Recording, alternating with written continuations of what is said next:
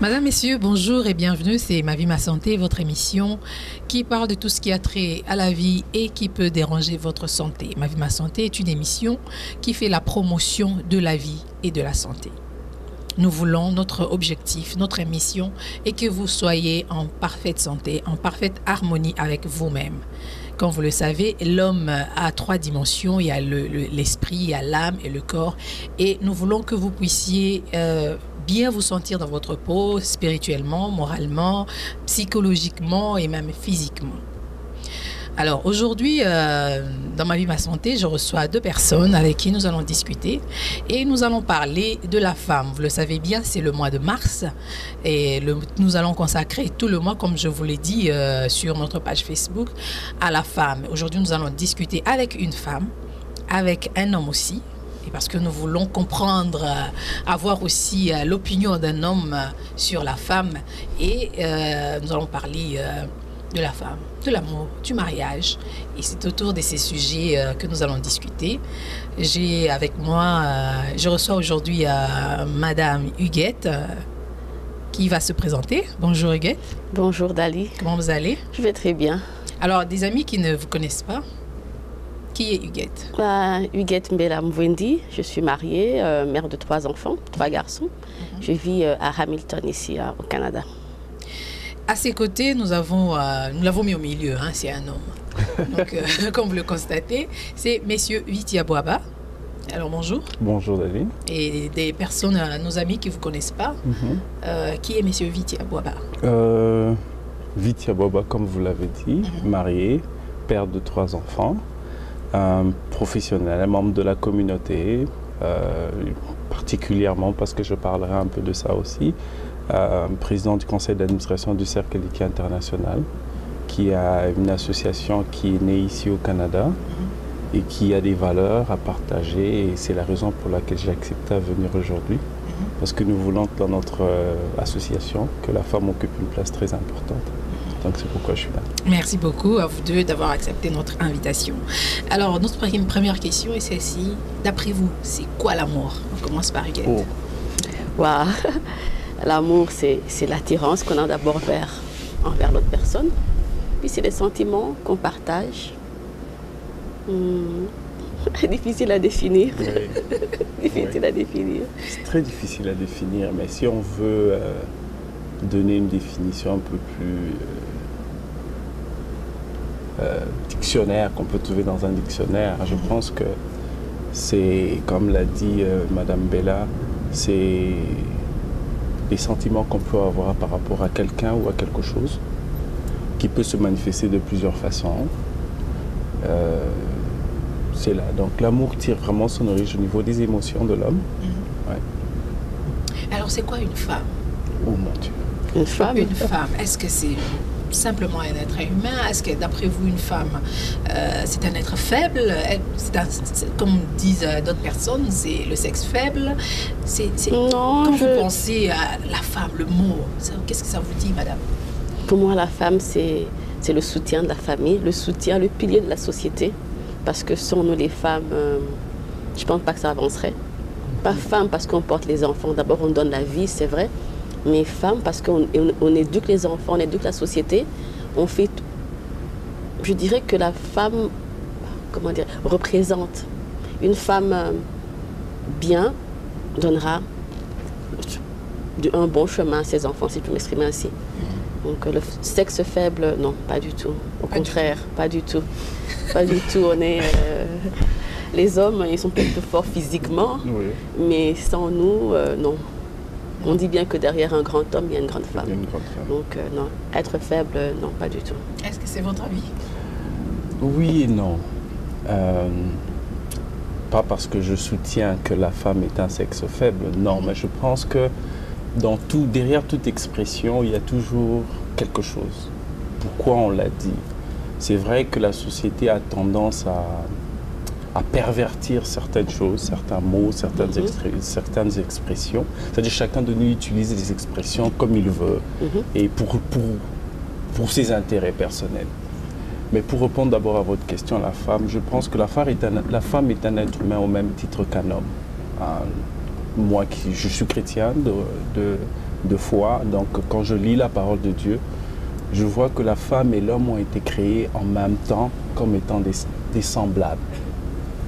Chacun est venu en son moment pour pouvoir accomplir certaines tâches et pour un certain objectif. Ils sont pareils, dotés des mêmes capacités, mais avec des responsabilités différentes. Mais malheureusement, la société a fait que, je ne sais pas c'est quoi l'origine, j'essaie de voir dans notre société traditionnelle, c'est venu d'où, il y a des choses qui se disent, mais je pense que même dans nos sociétés traditionnelles, la femme n'a pas été mise comme un être faible, mais par contre comme quelqu'un qui a une position importante, peut-être en retrait, mais très importante. Quand vous parlez de la société, là nous sommes au Canada. Et vous parlez de la société occidentale ou bien de la société africaine parce que vous êtes d'origine africaine?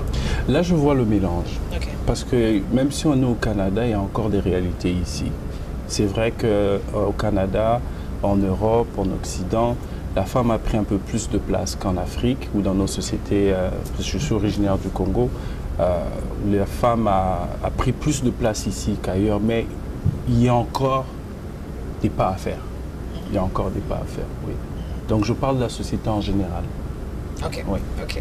Alors, Madame Huguette, la femme, est-ce que pour vous, la femme, c'est celle qui va au travail ou bien celle qui reste à la maison?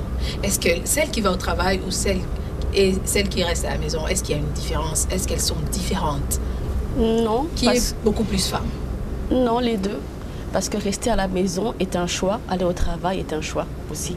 Quand on reste à la maison, on éduque les enfants, donc c'est un travail à part entière, à 100%. C'est le plus important d'ailleurs. Parce qu'aller à l'extérieur aussi, il faut pouvoir pour sa famille.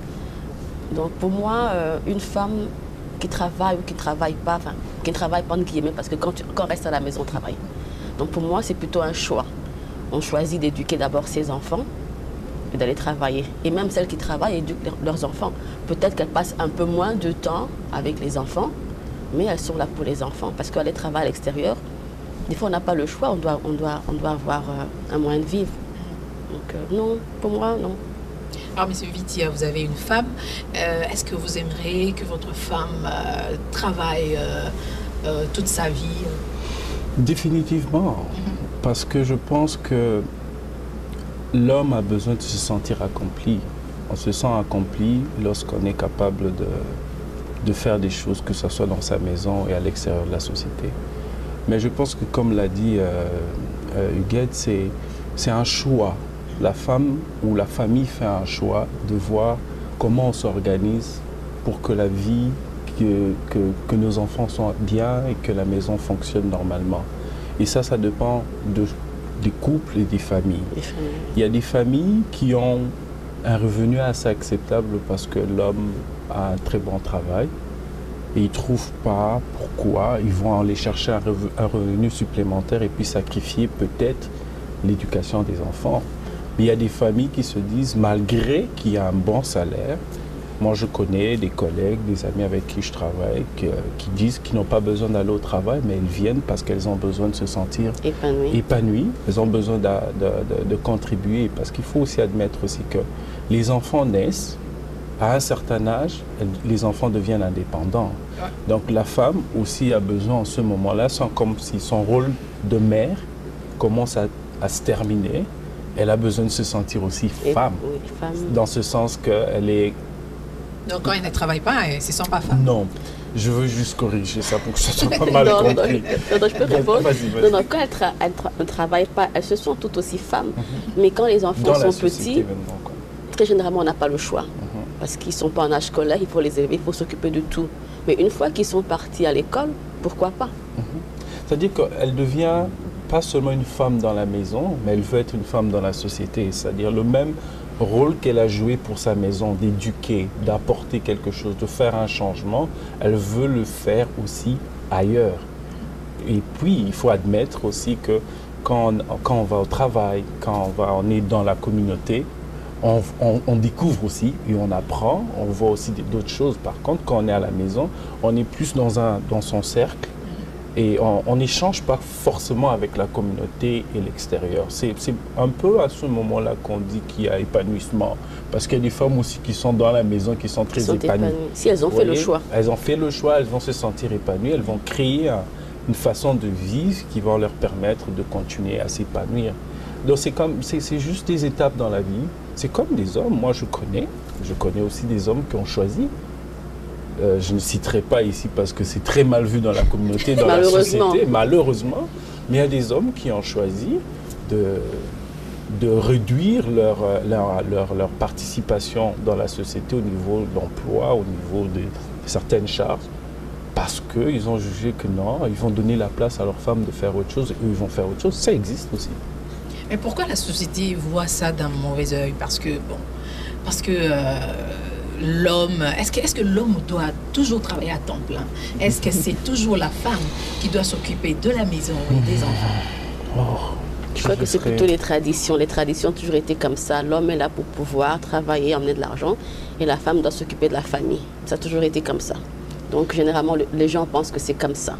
Quand ça change, ça fait différent. Moi, personnellement, je ne pense pas. Je trouve que si un homme pense qu'il peut aussi s'occuper de ses enfants, rester à la maison, pourquoi pas? Si la femme peut gagner plus que l'homme, pourquoi ne resterait-il pas à la maison? Ah, j'aimerais voir ça. Non, mais parce qu'à la fin, c'est avoir plus d'argent, c'est ça. Pourquoi pas? Non, mais pourquoi pas? C'est rare de voir ces gens. Non, c'est rare, mais pourquoi pas? Où l'homme reste pour prendre soin des enfants et la femme va au travail. Il est aussi parent à part entière. Pourquoi pas? Beaucoup d'hommes ne vont pas m'aimer, là. Si je soutiens une position comme celle-là, mais je la soutiens. Je la soutiens parce que il faut absolument qu'on arrive à un moment où, dans notre communauté ou dans notre société, où on fait tomber ces barrières-là. Parce que promouvoir ce genre de mentalité, c'est ce qui fait que dans notre société, comme dans notre société africaine et même en Afrique, vous trouvez des femmes qui se font manipuler, se font utiliser parce que dans leur tête, elles se disent « je ne peux rien faire ». Il y a des femmes qui se disent que je suis pour le mariage, je ne suis pas contre, mais je suis contre qu'une femme puisse penser que son salut, sa réussite ne repose qu'au fait qu'elle se marie un jour. Et je pense que c'est faux. Et même c'est ce qui fait donc que... les femmes qui ne rêvent que du mariage, je pense que, ok, je me suis mariée, j'ai réalisé mon rêve, c'est ça? Pour moi, c'est une erreur, parce que même en tant que femme mariée, tu auras besoin d'être une femme accomplie, si je peux le dire. Non, tout à fait. Tu auras besoin d'une femme accomplie. Tu auras toujours besoin d'apporter quelque chose. Et même pour ceux qui croient en la parole de Dieu, en la Bible, vous verrez que dans Proverbe 31, lorsqu'on parle de la femme vertueuse, ce n'est pas une femme qui ne fait rien. C'est une femme qui est accomplie, qui est très active. Et on dit même dans ce chapitre-là que son mari a de la considération aux portes de la ville. C'est-à-dire parce que c'est une femme accomplie, c'est une femme qui fait des choses, c'est une femme qui est active.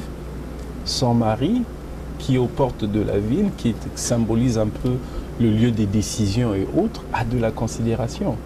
Donc je pense qu'une femme a besoin d'être une femme active, accomplie. Et malheureusement, on pense qu'être à la maison, non. Moi, je peux partager mon expérience. Est-ce que ça vous est déjà arrivé de rester à la maison avec les enfants? Comment c'était? Racontez-nous un peu. Moi, j'ai vécu pendant près d'une année. Ma femme était absente du pays pour des raisons de famille. Elle était absente en Afrique. Je suis resté, imaginez, au Canada avec 2 enfants, seul. C'est là que j'ai compris que être une femme, une maman à la maison, c'est un travail à temps plein. Oui. Parce que tu te réveilles le matin, tu dois t'assurer que les enfants sont prêts pour aller à l'école. Tu reviens, il faut... Déjà au travail, tu te dis qu'est-ce que je veux faire comme nourriture aujourd'hui. Oui, sans compter que tu reviens, il faut faire... Mais oui, c'est un travail à temps plein. Nettoyer la maison. Oui, donc, quand ils reviennent les devoirs. Donc une femme qui travaille fait du travail double. Surtout si elle n'est pas soutenue par son mari. C'est un travail double parce que tu reviens du travail, tu as la maison à entretenir, tu as la nourriture à faire, tu as les enfants à t'occuper. C'est un travail double. Mais malheureusement, beaucoup d'hommes, certains hommes pensent que c'est dégradant. Que pour un homme, faire le ménage, faire la cuisine, je trouve ça dégradant.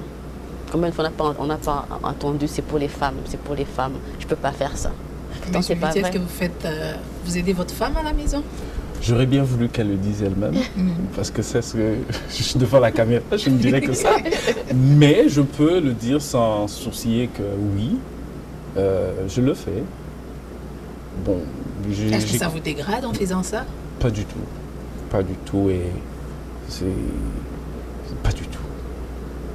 Mais quel effet ça vous fait en tant que femme quand vous voyez votre homme vous aider, par exemple à la cuisine, merci, par exemple à la cuisine, vous aider un peu à faire la vaisselle, s'occuper des enfants, vous avez un peu le temps de relaxer. Quel effet ça vous fait? Moi, je trouve qu'un homme qui m'aide, ça me prouve qu'il pense à moi. Parce que je suis humaine, donc il m'arrive d'être fatiguée, d'avoir beaucoup à faire. Alors un homme qui vous aide, ça vous montre qu'il est attentif. Et pourquoi pas, c'est aussi sa maison, c'est aussi ses enfants. Pourquoi est-ce que c'est moi qui devrais tout faire? Pourquoi est-ce que c'est moi qui devrais tout porter sur mes épaules? Pourquoi pas lui?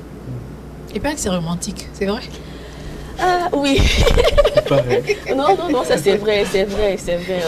Imaginez-vous, je vais au boulot le matin, je reviens fatiguée, je dois cuisiner, faire les devoirs, faire la vaisselle, le torchon, tout ranger pour le lendemain.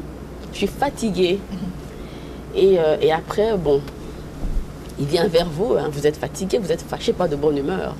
Mais il est là, il a compris votre désir, votre besoin d'aide, et puis il vient, et il fait un petit quelque chose et tout. Vous dites, ah, ma famille pense à moi, oh là là. Et déjà, on est un peu de meilleure humeur, et donc plus tard, on est plus encline.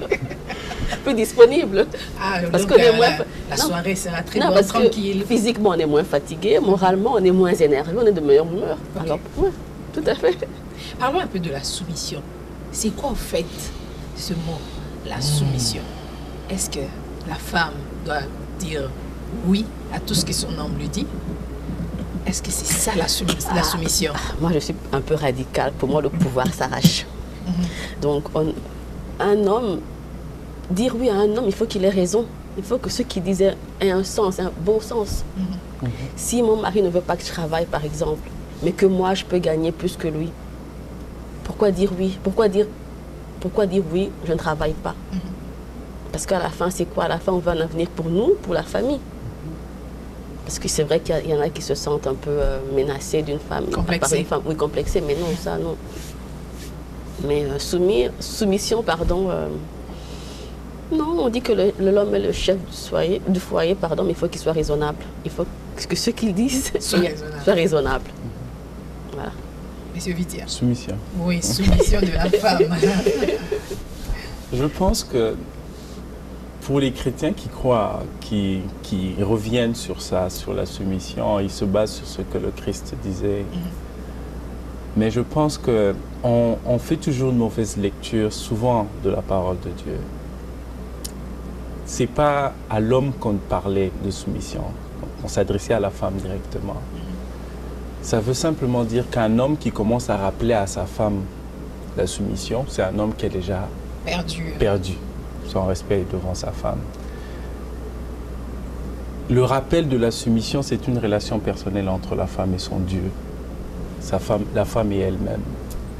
Parce que c'est elle qui elle-même doit se remettre en cause pour savoir. Et puis quand on parle de soumission, vous savez, quand vous êtes dans une communauté, simplement, en prenant même pas la famille, nous sommes dans une communauté ou dans un groupe où il y a 2, 3, 4, 7 personnes qui vivent ensemble, il faut qu'il y ait une certaine hiérarchie. Non pas parce que l'un est plus fort que l'autre, mais simplement pour qu'il y ait de l'ordre, pour qu'on sache comment les choses fonctionnent. Moi, c'est comme ça que je vois ça. Je pense que si Dieu a permis qu'il y ait cette hiérarchisation dans le couple, pas une hiérarchie de pouvoir ou bien de potentiel, mais une hiérarchie d'organisation, c'est-à-dire que quand on est dans une communauté, on est dans un groupe des gens, il faut qu'on sache quand même c'est qui est devant ou c'est qui est appelé à donner la vision ou bien qui est appelé à organiser les gens. Si on parle de leadership par exemple, un leader, c'est quelqu'un qui d'abord donne l'exemple, qui doit renforcer les plus faibles, renforcer ceux qui n'ont pas, pour le bien, pour un bien commun. Et c'est la même chose dans la famille. Donc, c'est juste, moi je vois ça comme un rappel qu'on a fait juste à la fin pour dire, écoute, tu vois, il faut donner la place à l'autre pour qu'il soit capable de bien faire son travail. Il faut qu'il soit capable de le faire, c'est ça. Et justement, c'est pourquoi je disais, Non, quand un le homme... problème avec vous, c'est... Vous qui? Les femmes. Hein? Avec Madame Huguette, c'est... Lorsque l'homme n'arrive pas à prendre de bonnes décisions, là, la femme a du mal à se soumettre. Non, c'est mais ça. si on est leader, il faut montrer par l'exemple. Parce que si vous êtes leader, il y a une faille, tout le monde coule. Alors si moi je prends les devants, est-ce que je suis une femme insoumise? Non, non. Un homme qui reconnaît ses erreurs ne perd pas son pouvoir.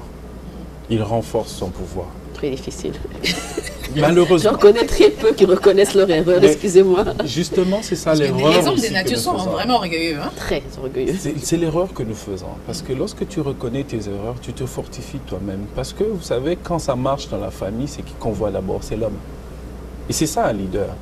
Parce qu'un leader, quelqu'un qui reconnaît ses erreurs dans une communauté, dans une position de leadership, il se renforce lui-même. Parce que quand il y a des réussites, c'est qui reçoit les fleurs? Le leader. C'est le leader.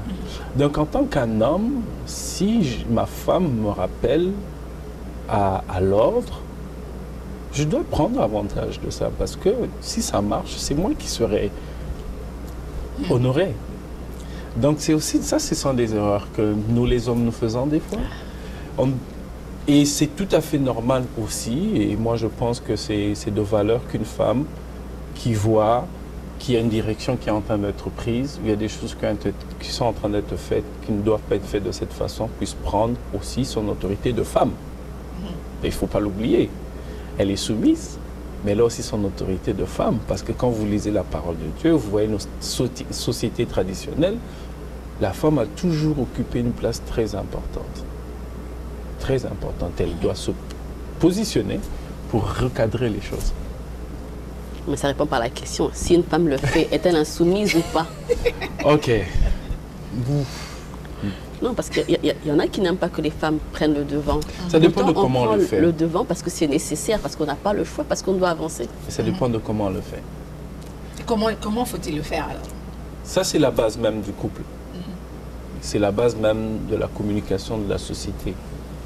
C'est-à-dire que la Bible dit même que si tu vas dans la dimension pour quereller quelqu'un, la personne ne va pas t'écouter.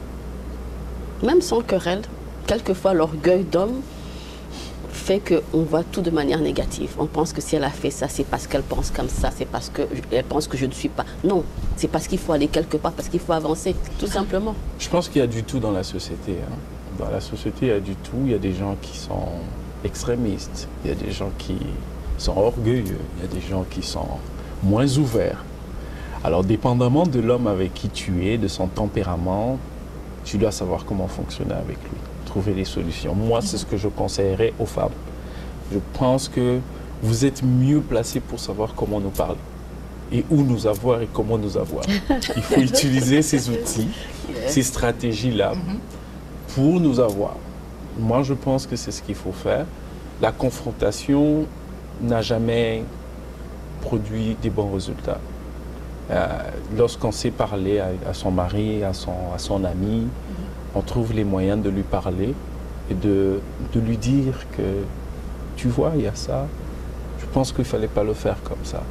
C'est vrai, il y a des fois, il y a de l'orgueil, mais je suis sûr à 90% que même lorsqu'on part, on se dit, elle avait raison. Mais vous n'admettez jamais. Bon, Vous n'admettez jamais. C'est ça, c'est ça. Ouais. Donc là, nous parlons de la femme. Nous avons aussi un homme sur le plateau, comme vous le constatez. Et nous ne parlons pas seulement de la femme mariée, nous parlons de la femme en tant qu'une personne. Nous parlons aussi des jeunes filles. Je suis sûre que vous êtes nombreuses à nous suivre. Alors, Madame Huguette, avant d'être mariée, vous étiez célibataire, n'est-ce pas? Oui, tout à fait, oui. Qu'est-ce qui est... Là, je veux vraiment que vous puissiez... que les célibataires qui nous suivent, les jeunes filles qui nous suivent, puissent un peu comprendre qu'est-ce qui vous donne de l'hésitation, qu'est-ce qui fait hésiter une jeune fille ou bien une femme à s'engager dans une relation de mariage?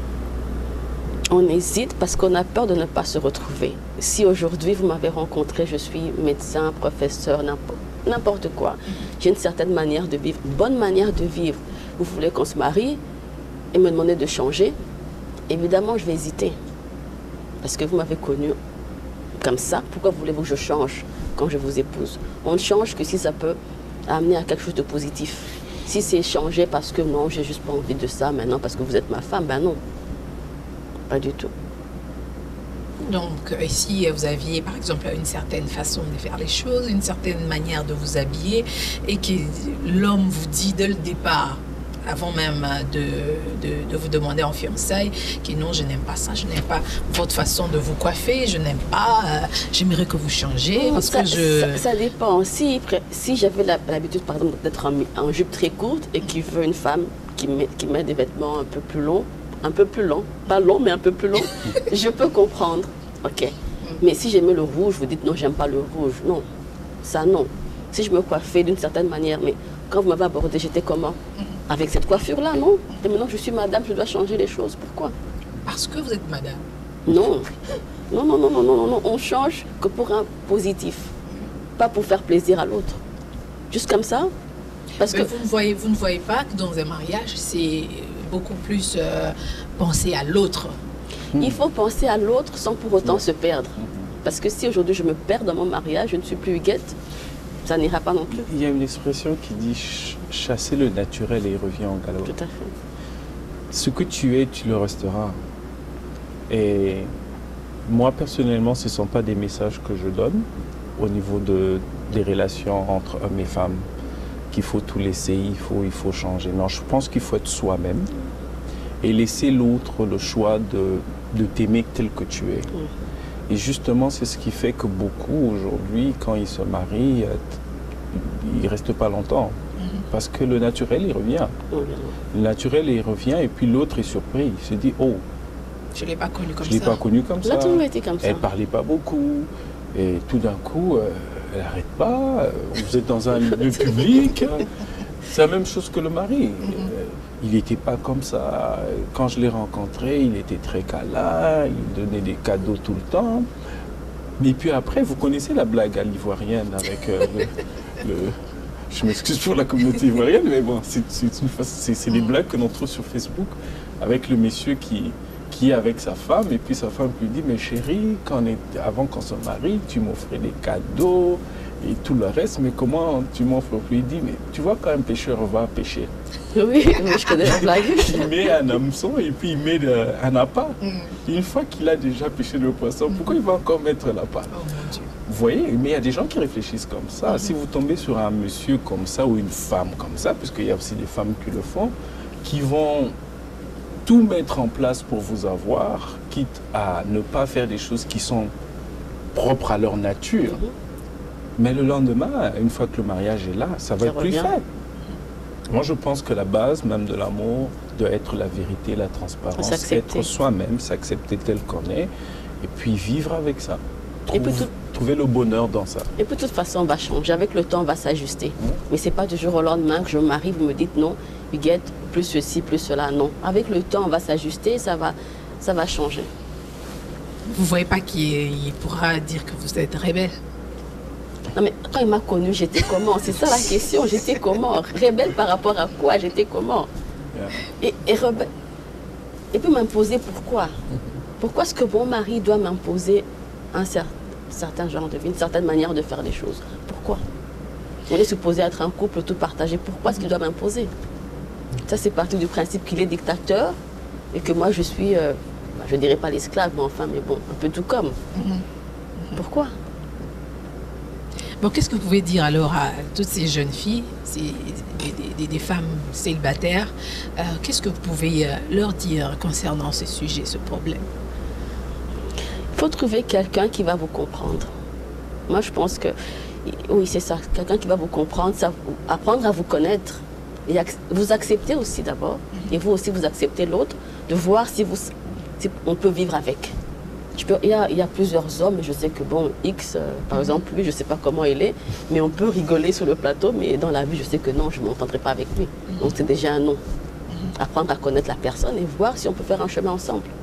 Ne pas s'engager juste pour le plaisir d'avoir un anneau au doigt et puis laisser tomber en chemin. Malheureusement, il y a des femmes qui s'engagent comme ça, il y a des filles qui s'engagent comme ça juste pour se marier, ils ne savent pas qu'ils devaient déjà... Mais c'est la tout société. cela devait déjà être, déjà dès le départ, se connaître, puis connaître l'autre aussi. Alors, Monsieur Vitia, en tant qu'homme, est-ce que c'est facile de voir à travers une femme ou à travers une célibataire, de voir que cette femme a de l'insécurité en elle? Ça dépend. Ça dépend. Ça dépend de qui le voit. Parce que si c'est un homme qui a eu une certaine maturité dans la vie, il peut le voir. Parce qu'il sait comparer, il sait lire et tout. Mais quand on n'a pas de maturité, c'est très difficile. C'est très difficile. C'est la même chose comme les hommes. C'est difficile de voir un homme et puis de dire oh, cet homme est irresponsable, cet homme n'aime pas travailler, cet homme. Ce n'est que quand on apprend à connaître, à développer une relation avec quelqu'un qu'on va apprendre vraiment à connaître cette personne-là. C'est très compliqué. Mais lorsque vous approchez quelqu'un et que vous découvrez que cette fille, elle est dans l'insécurité, elle n'a pas confiance en elle, elle n'a pas d'estime de soi,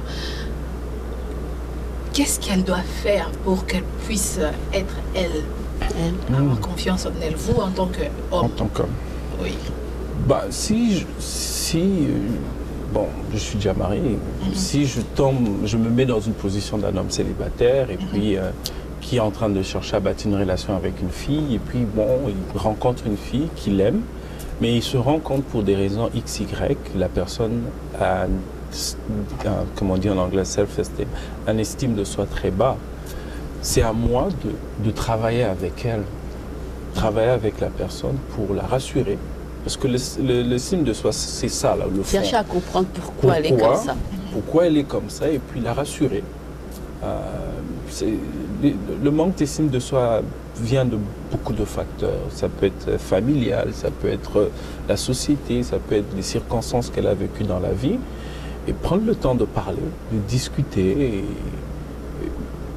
pourquoi pas aller chercher de l'aide? Ah oui, pourquoi ne pas aller chercher de l'aide? Je sais que dans notre communauté africaine en particulier, on n'aime pas aller parler de nos problèmes personnels avec d'autres personnes. Mais il y a de l'aide à l'extérieur, dans la communauté, qui est là, qui existe. Et dans les églises, on a des pasteurs aussi qui sont assez formés. On en a. Les aînés dans la famille. Les aînés dans la famille. Avec qui on peut parler pour aider la personne à comprendre que ce qu'il ou ce qu'elle a vécu n'était pas forcément des situations qui sont venues pour la rabaisser, mais que ça fait partie de la vie, parce que les défis dans la vie, c'est tous les jours que nous les avons. Malheureusement, dépendamment de comment on le vit, ça nous laisse soit des séquelles au niveau de notre estime de soi. Ouais. Madame Huguet? Mais aussi la société. Ouais. Généralement, on juge très sévèrement les femmes qui ne sont pas mariées après un certain âge. On estime que si elle n'est pas mariée, c'est parce que soit elle a déconné, ou elle n'est pas assez belle, elle n'est pas assez intelligente, qu'elle a une tare quelque part. Pourtant, ce n'est pas vrai. On n'est pas marié après un certain âge. Ça dépend des circonstances. Oui, la société est telle qu'aujourd'hui, personne n'a fait des études pour voir c'est quoi la proportion des hommes qui ne sont pas mariés. Non, on accepte plus facilement un homme de 40 ans qui n'est pas marié. On se dit, bon, il prend son temps, il cherche la femme parfaite. Mais une femme de 40 ans qui n'est pas mariée, on se dit que... Pourquoi c'est mal vu? On se dit qu'elle a un problème, elle a peut-être déconné, elle ne sait peut-être pas avoir d'enfant. On cherche toujours la petite bête noire, c'est toujours négatif. Mais pour l'homme, on trouve que c'est normal. Il peut prendre son temps, pourquoi pas? Ben oui, et donc célibataire de 40 ans, ça passe. Ça passe, mais une femme, non.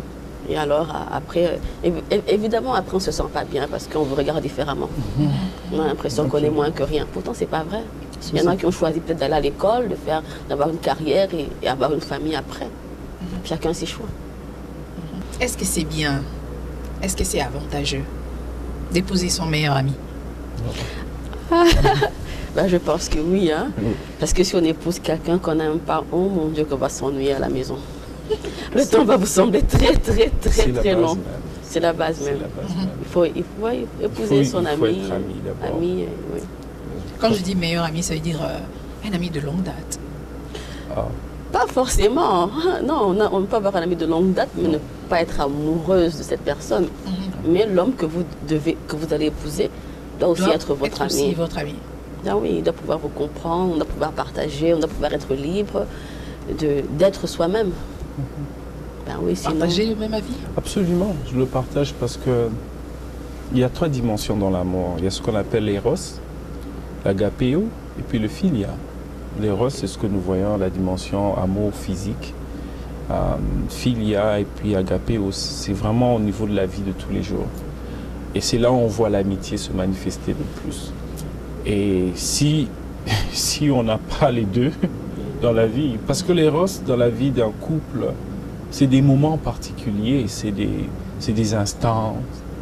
Ça vous occuperait pas, ça va pas vous occuper toute la journée. Donc vous avez les 2 autres dimensions avec lesquelles vous allez vivre toute la journée. Si vous l'avez pas, vous fonctionnez comment? C'est comme ça que nous voyons des couples qui sont un est à gauche, l'autre est à droite, parce qu'ils n'ont rien à partager. Rien en commun. Ils n'ont rien en commun, rien à se dire, et puis ça marche pas. Moi, je pense que c'est la base. Et puis, je sors d'une éducation chrétienne où on nous a appris très jeunes dans notre église au Congo, en plus, où à un moment, c'est juste un témoignage, à un moment, les jeunes, parce qu'ils étaient dans des relations où ils sentaient des sentiments pour une sœur, parce qu'ils ne pouvaient pas parler de l'amitié, parce que c'est très mal vu, l'amitié entre un homme et une femme, ils parlaient directement de fiançailles. Et nos aînés nous ont dit non, c'est normal d'avoir des amis, mais il faut que ça soit encadré et contrôlé. Et de là est né des unions que je connais jusqu'à aujourd'hui qui sont très solides parce que c'est des jeunes qui se sont connus très jeunes, ils ont été des amis, ils ont partagé des choses en amitié et puis par la grâce de Dieu, ils se sont mariés et c'est des couples solides. Ils s'ennuient pas? Non, moi je pense pas, justement, parce qu'on est amis, on s'ennuie pas. On s'ennuie pas, on se parce connaît. qu'on peut tout se dire, on peut parler des heures et des heures, on ne voit pas le temps passer. Mais quand on n'est pas amis, de quoi on parle? Je suis mariée depuis 15 ans, mais je connais mon mari depuis plus de 20 ans. Voilà. On se fréquentait déjà à l'époque, j'avais 16 ans quand on a commencé à se fréquenter. Donc j'ai appris à le connaître. Ah, donc vous êtes notre témoignage vivant là, sur le plateau. Eh ben oui, je n'avais pas rencontré comme ça au coin de la rue, non, je le connaissais depuis mes 16 ans. Même avant en fait, même avant, les parents se connaissaient, ça c'est une autre histoire, mais les parents Vous habitez le même quartier ou comment? Non, au départ, les parents étaient tous les 2 profs, ils se connaissaient, donc les familles ont fait connaissance et par ce même bien, les enfants ont fait connaissance, mais à l'époque, il n'y avait pas de petits copains, petites copines, non, on se connaissait, on parlait, et puis avec le temps, les sentiments ont changé. Mais j'ai pas épousé un inconnu. Okay. C'est même dans l'amitié que la dimension pardon vient prendre sa force. Parce qu'on on pardonne parce qu'on connaît la personne. On sait que ce qu'il a commis, ce qu'il a fait, n'était pas dirigé contre soi-même, contre nous, que c'était une chose qui arrivait. Alors quand on ne connaît pas l'individu, on ne connaît pas son partenaire, et qu'il commet quelque chose... Très vite on laisse tomber. Parce qu'on ne le connaît pas. Mais quand on a un ami, on le connaît, on se dit non, c'est vrai, ça lui est arrivé, il ne l'a pas fait exprès parce que c'est pas son genre. Donc je dirais que, je ne dis pas que le pardon est conditionné par ça, mais ça devient plus facile de pardonner, d'oublier et d'aider, parce que l'amitié aussi c'est ça, c'est s'entraider. Alors vous voyez que s'il n'y a pas toutes ces dimensions, ça devient difficile.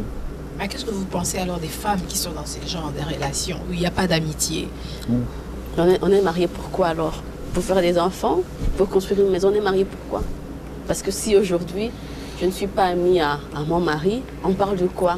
Qu'est-ce qu'on fait ensemble? Parce que comme il a dit, il y a plusieurs dimensions, mais on ne va pas être mariés parce qu'on se retrouve dans le lit ensemble. Non, il faut aussi, je sais pas, partager autre chose, aller se promener, aller faire... Mais s'amuser, rigoler, sans qu'il y ait forcément le héros, comme il dit, et être bien ensemble. Mais si on n'aime pas son partenaire, on n'a rien en commun, on fait quoi? On fait quoi? Ça vaut aussi pour les hommes. Un homme qui n'est pas marié à une femme qu'il considère d'abord comme une amie, il vivra des moments très difficiles. Très souvent, il va voir ailleurs parce qu'il s'ennuie avec son épouse. On ne rigole même pas. Je pense même que ça devient même plus difficile pour l'homme en ce moment-là parce que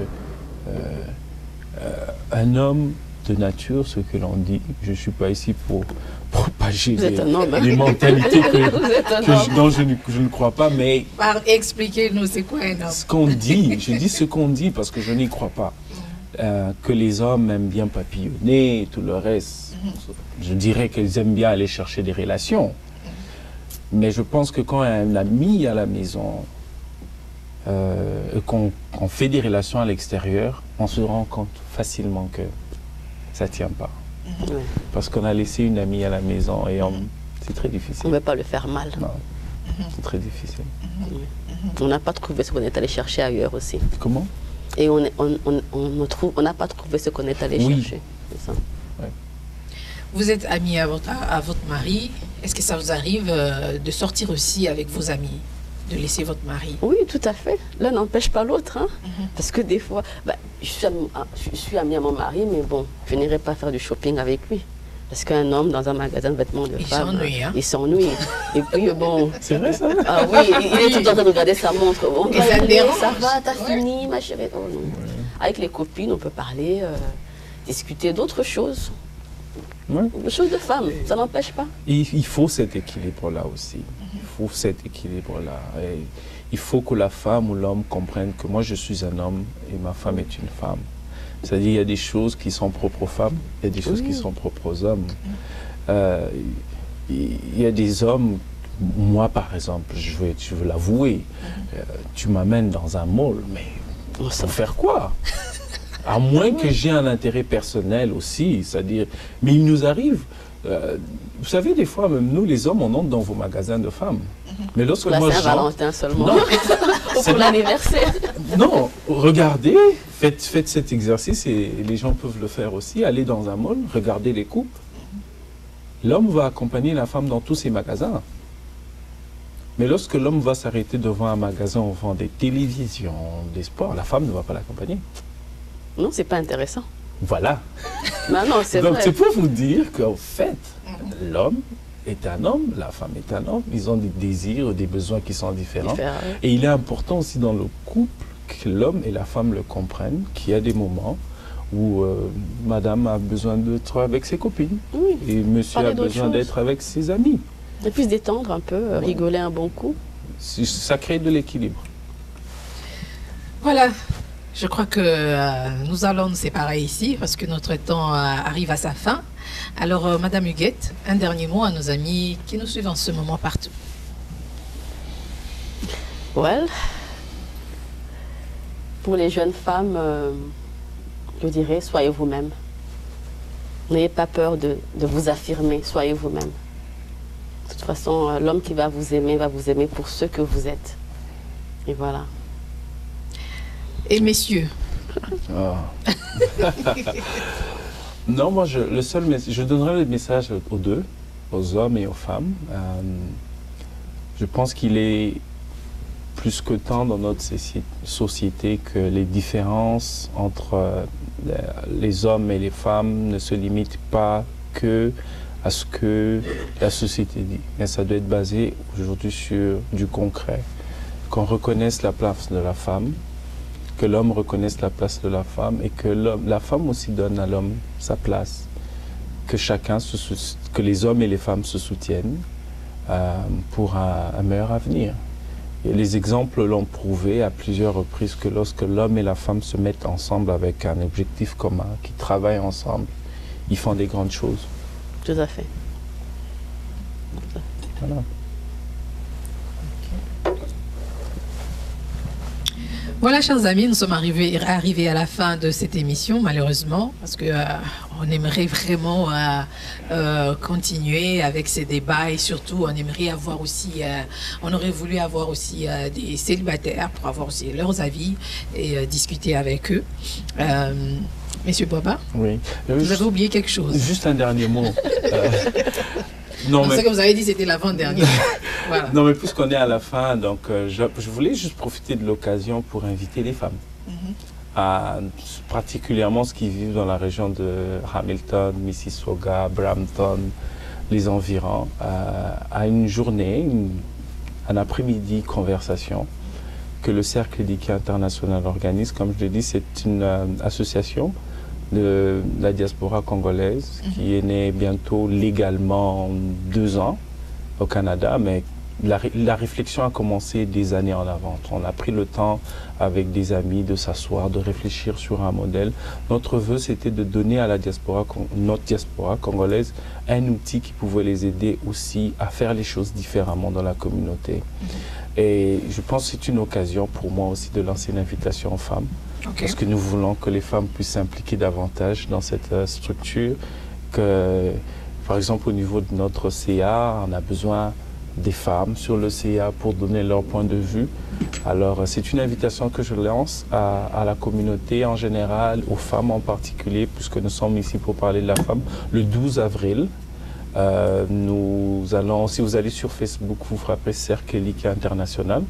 Vous allez avoir toute l'information de cet événement qui aura lieu le 12 avril ici dans Mississauga. Donc, les femmes sont invitées. C'est quoi votre mission? Je veux essayer de le faire simple, parce que quand les gens s'assoient pour réfléchir, c'est des gros mots. Pour faire simple, le Cercle Elikia est une structure qui veut donner de l'appui à la diaspora congolaise. Nous ne sommes pas une association, un organisme qui représente les Congolais, mais nous sommes un organisme qui veut être un plus pour la communauté congolaise. Mais nous voulons nous focaliser plus sur les membres de cet organisme. C'est-à-dire que ceux qui vont s'impliquer dans cette structure auront un outil qui peut leur permettre d'apprendre et de faire les choses différemment. L'origine de cette structure, c'est que nous nous sommes dit qu'il y a beaucoup de choses qui se passent dans la communauté congolaise. Mais malheureusement, ce n'est que les mauvaises choses qui sont connues. Nous avons des professionnels congolais, nous avons des amis, des gens qui ont un impact dans la communauté large canadienne, mais dans notre propre communauté congolaise, on ne les connaît pas. On veut le changement au Congo, mais nous croyons que le changement ne viendra que par la diaspora. Quand la diaspora congolaise deviendra forte, économiquement, socialement, au niveau communautaire, elle pourra apporter quelque chose de différent au Congo. Alors nous sommes dit, il faut qu'on commence quelque chose, quelque part, faire des actions, mettre en place des structures qui vont aider cette diaspora à commencer à se prendre en charge. Voilà, nous sommes à la fin de cette discussion avec messieurs Vitia Boaba et madame Huguette Mbela. Merci beaucoup d'avoir accepté notre invitation. Alors, si vous avez des questions ou des préoccupations, vous pouvez toujours nous écrire sur info@mavimasanté.org ou bien vous pouvez nous contacter par à travers notre page facebook.com/mavimasanté.